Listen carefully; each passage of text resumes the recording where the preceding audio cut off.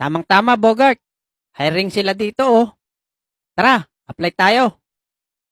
Ayoko, Lex. Ikaw na lang. Mahina kasi ako dyan sa tanong-tanong eh. Sige na, Bogart. Tuturuan kita. Talaga? Oo. O siya. Sige na nga. Aba, andito pala ang malakas kumain. Si Abudo. Oo nga eh. Mag-a-apply din daw siya. Kamusta, Bogart? Ito, pogi pa rin. Pasok na yung nauna sa inyo. Ikaw na, Abudo. Anong pangalan mo? Abudo po. Abudo?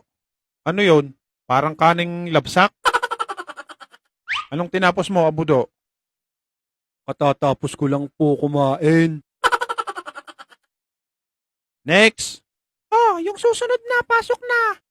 Ikaw na, Alex. Kailangan dito, bata, matalino. Opo, Anong pangalan ng ating bagong presidente? Bongbong Marcos po. Kailan na-discovery ang Pilipinas? March 15, 1586. Ba, matalino nga. Anong taon nagsimula ang pangalawang digmaan? 1942 po. May experience ka na ba sa ganitong trabaho? Opo, dati pa ho. O sige, tanggap ka na. Sige po, sir.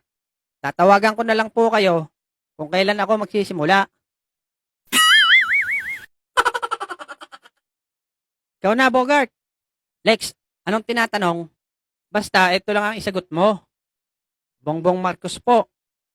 March 15, 1586. 1942 po.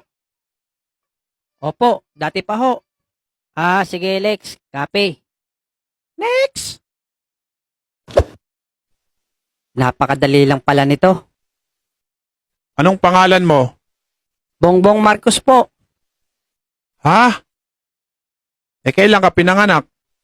March 15, 1586 po. Ano? Pangilan ka naman sa magkakapatid? Bale, 1942 po.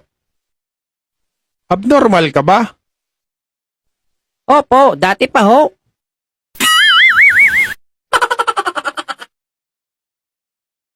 Kalokohan mo talaga, Lex. Sabi mo, yun ang sabihin ko.